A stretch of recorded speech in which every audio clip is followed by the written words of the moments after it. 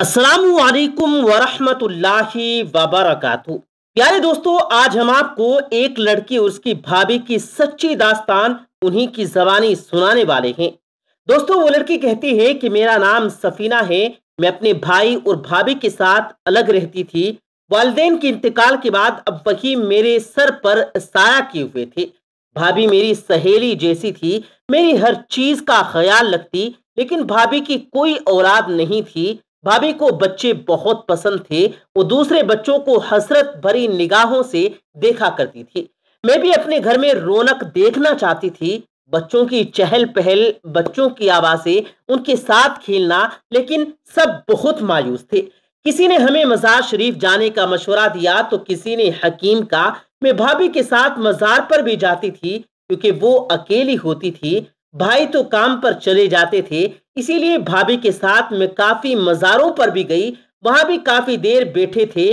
भाभी मन्नत भी मानी थी कि मेरे यहाँ औलाद हो तो मैं साहिब हैसियत फला फला चीज गरीबों में तकसीम करूंगी।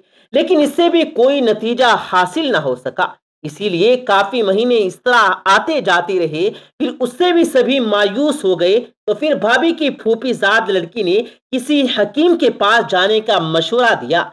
मैं और भाभी फिर उस हकीम के पास भी गई थी और उसने भाभी को कुछ जड़ी बूटियां बनाकर दी और मियाँ बीवी दोनों को खाने का मशवरा दे दिया। भाई वो जड़ी बूटियां भी पाबंदी से खाती रही और भाई को भी खिलाती रही, लेकिन इससे भी कोई फायदा ना हो सका। फिर एक दिन हमारे घर के पास एक मोहल्ले की औरत किसी काम से आई और फिर जब उसने भाभी का उतरा हुआ चेहरा देखकर वजह जाननी चाहिए, जिस पर भाभी ने अपनी ही बे औलादी का किस्सा उनसे बयान कर डाला और ये भी बताया कि वो हर तरीका आजमा चुकी है और अब तो हिम्मत भी हार चुकी है। लेकिन फिर उस औरत ने भाभी को किसी पीर बाबा का बताया कि उनके पास जाओगी तो तुम्हें जरूर फायदा हासिल होगा। भाभी के दिल में फिर से उम्मीद की एक किरण जाग उठी थी। भाभी ने अगले दिन उस पीर बाबा के पास जाने का फैसला कर लिया। वो लड़की आगे बताती है कि उस पीर बाबा ने भाभी को कुछ राज राख दी और कहा कि उसे अपने दोपट्टे में बांध कर रखना और सोते वक्त अपने जिस्म पर भी मल लेना। भाभी रोज पीर बाबा के बताए हुए तरीके के मुताबिक ये सब कुछ किया करती थी। उस राख को अपने दोपट्टे में बांध लिया और सोने से पहले अपने पूरे जिस्म पर मल लिया करती। जब भाभी हामला हो गई तो मैं बहुत परेशान हुई कि ये सब कैसे हो गया। भाभी अचानक एक राख के इस्तेमाल से हामला कैसे हो सकती है। बहरहाल भाभी बहुत खुश थी कि वो मां बनने वाली थी। वो तो खुशी से फूले नहीं समा रही थी। उन्होंने ये खुशखबरी भाई को सुनाना चाहिए। जब भाई घर आया तो भाई को ये खुशखबरी सुनाई, जिस पर वो बड़ा हैरान हो गया कि पिछले 10 साल में तो ऐसा कुछ नहीं हुआ। भाई ने भाभी को डॉक्टर के पास चलने का कहा तो भाभी ने इनकार कर दिया कि ये वो डॉक्टर उल्टी सीधी दवाइयां दे देते हैं और मुझे काफी अरसे बाद ये खुशी नसीब हुई जिसको मैं बर्बाद नहीं करना चाहती। वो लड़की आगे कहती है कि मेरे जहन में अभी तक यही चल रहा था कि ये सब कैसे पॉसिबल हुआ। सिर्फ एक राख के लगने से ये सब तो अल्लाह के मामलात होते हैं, फिर एक पीर बाबा की दी हुई राख से ये कैसे पॉसिबल हो गया। मुझे भाभी कुछ मशकूक सी लगी, लेकिन मैंने नजरअंदाज कर दिया। मैं हैरान थी। राज जानने के लिए मैंने वो राख चेंज कर दी और जैसे ही राख खुद को लगाई तो उसके बाद जो हुआ, पैरों तले से जमीन निकल गई क्योंकि अचानक मेरा पेट प्रेग्नेंट औरतों की तरह हो गया। मैं बहुत परेशान हुई कि मेरी तो अभी शादी भी नहीं हुई थी, फिर मैं हामला कैसे हो सकती थी। मैं अब एक हामला औरत लग रही थी। अब मैं भाभी से और दुनिया वालों से नजर कैसे मिलाती, वो मेरी बात से यकीन कैसे करते। इसीलिए मैं अपने कमरे में रहने लगी। अपना पेट भी सबसे छुपाती थी कि कोई मुझे इस तरह ना देख ले। मैं कमरे से कम ही बाहर निकलती और भाभी किसी काम के लिए मुझे आवाज देती तो मैं कोई बहाना बनाकर बाहर आने से इनकार कर देती। भाभी भी भाई से मेरे बारे में पूछती थी कि सफीना कहाँ है, आजकल नजर नहीं आ रही। तो भाभी ये कह देती कि शायद वो पढ़ रही होगी। काफी दिन तक तो मैं समझाती रही, लेकिन एक दिन भाभी मेरे कमरे में आ ही गई और मुझे ऐसे देखकर बहुत हैरान रह गई। मैं भाभी को बगैर कुछ बताए उनके आगे रो पड़ी। भाभी की बहुत ज्यादा जिद करने पर मैंने भाभी को बताया کہ آپ کو جو پیر بابا نے راکھ دی تھی وہ میں نے اپنے اوپر مل لی تھی، یہ جاننے کے لیے کہ آگ اچانک ایک رات میں حاملہ کیسے ہو گئی تھی، جس پر میرا پیٹ بھی ایک پریگنیٹ عورت کی طرح پھول گیا تھا۔ بھابھی کو بھی یہ سب سن کر کافی حیرت ہوئی تھی کہ میں تو شادی شدہ بھی نہیں، پھر میرے ساتھ ایسا کیسے ہو گیا۔ ابھی بھابھی نے مجھے کہا کہ تم کچھ دن اپنے کمرے میں ہی رہنا اور بالکل باہر نہیں نکلنا، چاہے کوئی آئے کوئی جائے اور تمہارا پوچھے تب بھی نہیں آنا۔ وہ لڑکی آگے بتاتی ہے کہ میں نے بھابھی کی بات پر عمل کیا، کوئی بھی مہمان گھر میں آتا تو میں باہر نہیں جاتی، لیکن یہ راز کب تک چھپتا، کبھی نہ کبھی تو سب کے سامنے آنا ہی تھا۔ اسی لیے وہ دن بھی آ گیا۔ ایک دن ہمارے گھر محلے کی ایک عورت آ گئی تھی، بھابھی نے انہیں بٹھایا، چائے وغیرہ بنا کے دی۔ اب وہ بھابھی سے باتیں کر ہی رہی تھی کہ اچانک انہیں میرا خیال آ گیا، وہ میرا پوچھنے لگ گئی تھی۔ بھابھی نے بہت چھپانے کی کوشش کی، لیکن وہ سمجھ گئی تھی کہ یہ لوگ کچھ چھپا رہے ہیں۔ اس عورت کو بھابھی بہت مشکوک سی لگ رہی تھی۔ پھر تو وہ ہوا جس کا میں تصور بھی نہیں کر سکتی۔ بھابھی کچھ کام سے باورچی خانے میں گئی تھی کہ وہ عورت میرے کمرے تک آ گئی۔ میں تو ہکا بکا رہ گئی کہ اب کیا ہوگا، اب تو میری عزت صرف اللہ ہی کے ہاتھ میں ہے۔ پھر یوں ہوا کہ اچانک اس عورت کے گھر سے اس کا بیٹا چلاتا ہوا گھر میں داخل ہوا کہ امی شمائلہ سیڑھی سے نیچے گر گئی۔ پھر وہ عورت بھاگتے ہوئے اپنے گھر کی طرف دوڑی، تب جا کر ہماری سانس میں سانس آئی۔ اب بھابھی نے کہا کہ اس کا جلدی سے جلدی کوئی حل نکالنا ہوگا، ورنہ ہم کسی کو منہ دکھانے کے لائق نہیں رہیں گے۔ اس وقت تو اللہ نے ہماری عزت بچا لی تھی، لیکن آگے کیا ہونا تھا یہ ہمیں بھی نہیں پتا تھا۔ بھابھی نے بھائی کو بتانے کا فیصلہ کیا تو میں بہت ڈر گئی تھی کہ بھائی کہیں مجھے جان سے ہی نہ مار ڈالے۔ بھابھی نے مجھے تسلی دی کہ میں تمہارے ساتھ ہوں، تم ڈر کیوں رہی ہو، لیکن یہ کوئی چھوٹی بات نہیں تھی، ایک کنواری لڑکی کا حاملہ ہونا۔ بھابھی نے کہا کہ بھائی کو بتانا ہی پڑے گا، ورنہ ہم اس کا حل کیسے نکالیں گے۔ اسی لیے بھائی کو بتا دیا گیا تھا، جس پر بھائی مجھ پر بہت غصہ ہوئے کہ اس نے ہماری عزت مٹی میں ملا دی۔ میں بہت شرمندہ تھی کہ میں نے ایسا کیوں کیا، اور ساتھ ہی بھائی کو یہ بھی بتایا کہ ایسا کچھ ہوا ہی نہیں۔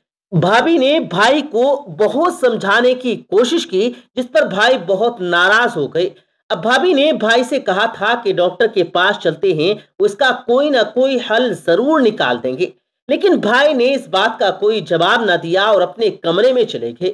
اب میں بھی اپنے کمرے میں چلی گئی اور بہت روئی کہ یہ سب میرے ساتھ کیا ہو رہا ہے۔ میں بھائی کی نظروں میں بھی گر گئی تھی۔ جس بھائی نے مجھے ماں اور باپ دونوں بن کر پالا تھا، میں اس سے نظر ملانے کے قابل نہیں رہی تھی۔ بھائی مجھے باہر دیکھتے تو بھابھی پر بہت غصہ کرتے، اس کو کہا کرو کہ اپنے کمرے سے باہر نہ نکلا کرے، میں اس کی شکل بھی دیکھنا نہیں چاہتا۔ بھابھی نے رات کے وقت بھائی سے مزید گفتگو کی اور ان کو بتایا کہ لڑکی ساتھ ہے، ہمیں اس کا حل تو نکالنا ہی ہوگا، ورنہ اس سے کون شادی کرے گا اور اس کے بچے کو کون سنبھالے گا۔ اسی لیے بھائی ڈاکٹر کے پاس جانے کے لیے راضی ہو گئے۔ وہ لڑکی آگے بتاتی ہے کہ بھائی نے سختی سے مجھے منع کیا کہ دن کی روشنی میں وہ ہرگز اس کو لے کر گھر سے نہ نکلیں گے، اسی لیے کوئی موقع دیکھ کر بھابھی مجھے لے کر ڈاکٹر کے پاس آ گئی۔ میں بہت گھبرا گئی تھی کہ اب کیا ہوگا میرے ساتھ۔ ڈاکٹر کے پاس کافی رش تھا، بھیڑ تھی، ہم وہاں 2 گھنٹے سے بیٹھے ہوئے تھے، لیکن جب ہماری باری آنے ہی والی تھی کہ ڈاکٹر کے چیک اپ کا ٹائم ختم ہو گیا۔ یہ معاملہ اب پھر سے کل پر چلا گیا تھا۔ خیر ہم وہاں سے گھر آ گئے تھے۔ گھر آئے تو بھائی نے بھابھی سے پوچھا کہ کیا ہوا، ڈاکٹر نے کیا بتایا، جس پر بھابھی نے بتایا کہ ڈاکٹر کے چیک اپ کا ٹائم ختم ہو گیا تھا، اسی لیے اب ہم گھر واپس آ گئے تھے اور اب کل پھر سے جانا ہے۔ میری وہ رات بہت بھاری گزری تھی، نہ میں پوری رات سوئی تھی اور صبح کا انتظار کرتی رہی تھی کہ کب صبح ہوگی اور کب میری یہ مشکل ختم ہوگی۔ خیر صبح بھی ہو گئی تھی۔ میں اور بھابھی گھر سے قریب ایک چھوٹے سے کلینک میں گئے تھے اور ڈاکٹر کے پاس چیک اپ کروانے کے لیے۔ بھابھی نے اپنا چیک اپ نہیں کروایا تھا، اسی لیے بھابھی نے بھی پہلے اپنا چیک اپ کروا لیا تھا، جس پر پتا چلا کہ بھابھی تو حاملہ ہیں اور بہت جلد ماں بننے والی ہیں، جس پر تو میرے پیروں تلے سے زمین نکل گئی کہ اب میری باری آ گئی ہے اور میری حالت بہت بری ہو رہی تھی۔ पसीना छूट रहा था। डॉक्टर अपने साथ मुझे चेकअप के लिए अंदर ले गई। काफी देर के बाद डॉक्टर बाहर आए और कुछ परेशान लग रही थी। भाभी के पूछने पर डॉक्टर ने कोई सही जवाब न दिया और कहा कि मैं कुछ टेस्ट लिख कर दे रही हूँ, वो करवा कर आप मेरे पास ले आना। टेस्ट का पर्चा लेकर मैं और भाभी लेब गए थे और टेस्ट करवा लिए थे, जिसकी रिपोर्ट कल शाम 4 बजे आनी थी। उसके बाद हम घर चले गए। अब सिर्फ कल का इंतजार था। अगले दिन भी सूरज शुरू हो चुका। हम दोनों बेसब्री से शाम होने का इंतजार करने लगे। शाम 4 बजे मैं और भाभी लेब गए। वहां से रिपोर्ट्स लेकर डॉक्टर के पास चले गए। डॉक्टर ने रिपोर्ट्स देखी और बताया कि ये हामला नहीं है, सिर्फ पेट में कोई इन्फेक्शन हो गया जिसकी वजह से पेट फूल गया है। भाभी को भी इस बात से अंदाजा हो गया था कि वो पीर जाली था। वो मेरे सामने शर्मिंदा होकर रह गई थी कि मुझसे बड़ी होने के बावजूद उन्होंने पीरों फकीरों पर भरोसा किया और हमें इस बात से लाइल्म ही रखा। लेकिन इसमें वो भी क्या करती, जब उसे औलाद नहीं हो रही थी तो अक्सर तबीयत भी सही नहीं रहती थी, और इन सब बातों के चलते जब किसी ने जिक्र किया तो भाभी ने फौरन हामी भर ली, क्योंकि उसे हर हाल में बच्चा चाहिए था। लेकिन वो शायद भूल गई थी कि वो अपने रब को छोड़कर किसी और के आगे गिड़गिड़ाने जा रही है और पीर के पास चली गई थी। आजकल तो पीरों के पास ये सब कमाई का एक जरिया बन गया। लोगों को धोखा दे देकर कुछ भी कहकर पैसे कमा लेते हैं। भाभी को भी अपनी गलती का एहसास हो गया था और इसी गलती की वजह से शर्मिंदा हो गई थी, और हमल तो कुदरती अल्लाह की तरफ से होता है। भाभी गुमराह हो गई थी, जिस पर भाभी ने अल्लाह से तौबा कर ली कि आइंदा किसी पीर के पास नहीं जाएगी। ये खुद से वादा कर लिया था कि इसके बाद अब अचानक से जब उसको हमल ठेर गया तो हम सब बहुत परेशान थे, हैरान थे। लेकिन वो नफिल पढ़कर अपने रब का शुक्र अदा करने लगी कि उसने उसे माफ कर दिया और उसकी झोली भर दी। प्यारे दोस्तों, आपको क्या लगता है कि हमें पीरों फकीरों पर भरोसा करना चाहिए या नहीं? कमेंट करके जरूर बताइएगा।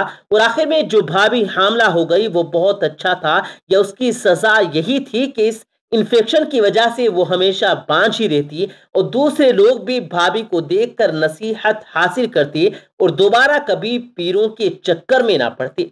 तो कमेंट्स में आप अपनी राय का इजहार भी जरूर दीजिएगा।